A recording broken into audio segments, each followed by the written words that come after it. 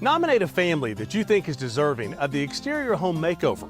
Brought to you by your friends at Exterior Home Solutions. Alongside Brent Hubbs, I'm Austin Price for the Exterior Home Solutions 2-minute drill on this Thursday. Got to hear from Coach Heupel for the final time before the Tennessee and UTSA game coming up on Saturday at 4 o'clock. Got to clean up the mistakes, and that's been a battle cry all week on campus. Yeah, no doubt. And it starts with the offensive line. They've been penalized the most of any group on this team. Tennessee's been penalized 19 times on offense, and 11 of those, I think, are offensive line penalties or something in that neighborhood. They've got to clean up the pre-snap errors and the things that they have that have been plaguing them and that really plagued them at Florida, particularly in the first half. So the message this week has been clean it up on both sides of the ball. You got to tackle better. You got to eliminate the mental mistakes. Your eyes have to be better.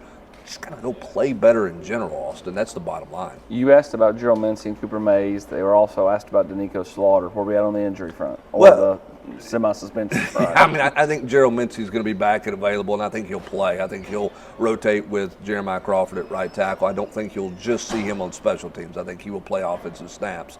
Cooper Mays, Josh Heupel was saying he practiced all week, but then threw a caveat in there, a little disclaimer that said, hey, game time decision. Yeah. We're here. We'll see how Cooper warms up. That one feels a little more doubtful to me. And maybe that's just my pessimism of, hey, I just got to see him out there to know that he's truly back. Slaughter has practiced this week. He's tried to go through the foot. I think, again, that's going to be in a warm-up type deal. If he gets out there and he can't drive with that foot the way and push off that foot the way he wants to, we'll see what happens.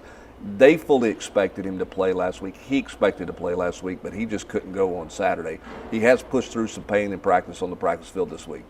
Coach was asked about Joe Milton and the criticism this week, and Coach was quick to defend his quarterback, saying, Joe's got to be better, but this isn't just a Joe problem. They've got to clean a lot of things up, not just penalties either. Yeah. Communication, all that. Yeah, there's plenty of things for them to work on that side of the ball. It's not just Joe, but he also noted Joe's got to play better.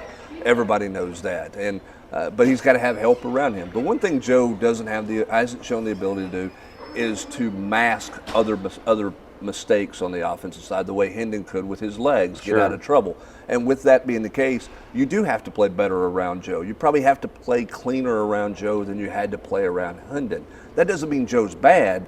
That just tells you the things that Hendon could do that were a really nice luxury for this offense a year ago. It's kind of like Bryce Young at Alabama. He covered up a lot, last year on that football team for the Crimson Tide. Hendon Hooker did the same here. We'll see if Joe can clean some things up and start to cover up some stuff this Saturday. It's Tennessee and UTSA coming up at 4 o'clock. He is Brent Hubbs. I'm Austin Price.